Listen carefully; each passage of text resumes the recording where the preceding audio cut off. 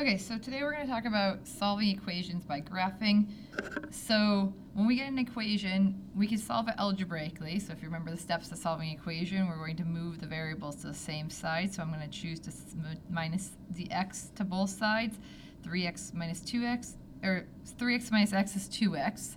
Bring down the plus 2, x minus x cancels, and we're left with a negative 4. So now I want to isolate the x, so I'm going to move the 2 to the other side by subtracting. 2x equals negative 6, and then divide by the 2, x equals negative 3. So that's algebraically solving the equation. So now I think about, could we solve this equation a different way? And we're going to talk about solving equations by graphing, and this is going to lead us into how do we solve absolute value equations that maybe are more difficult than the ones we've been working on. So then how can we solve them using graphing instead?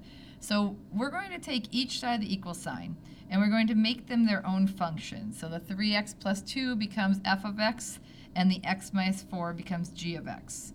And when do f of x and g of x equal? So if these are equal to each other, we're going to try to find the value in which these would be equal. So we're going to graph these on the same set to find that value. So to graph the first equation, we have y equals 3x plus 2. Remember, this is the slope, and this is the y-intercept. And when we write slope, we always write it as a fraction, so it's 3 over 1.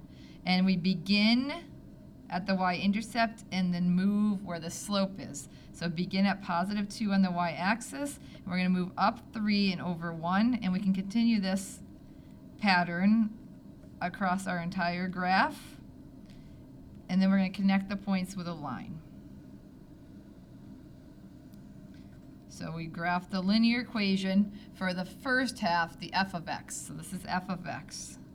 Now we're going to graph g of x, which is x minus 4. So using our slope, the slope in this case is 1 over 1, and the y-intercept, we're going to begin at the negative 4, 1, 2, 3, 4 on the y-axis, and we're going to move up 1 over 1. And we're going to continue this pattern across our graph, and we're going to draw that line. And what we're trying to do is find the value of x when these are equal. Since we have an equation, when the equation we're saying these two functions are equal to each other. So when are these equal to each other? What is the x value at that point? So they are equal to each other where they intersect. And the x value at that point, if we read it up, x equals negative 3. You see that the solution is the same. So we can solve by graphing, x equals negative 3, or we can solve by using algebra. And you might say, why would I graph? That's a lot of work compared to doing the algebra. We would use this technique when we get to an equation that may not be easily solved algebraically. So we found the solution here, and the question is, could we use this to solve any equation? And the answer is yes. If we solve any equation, we can solve any equation using graphing.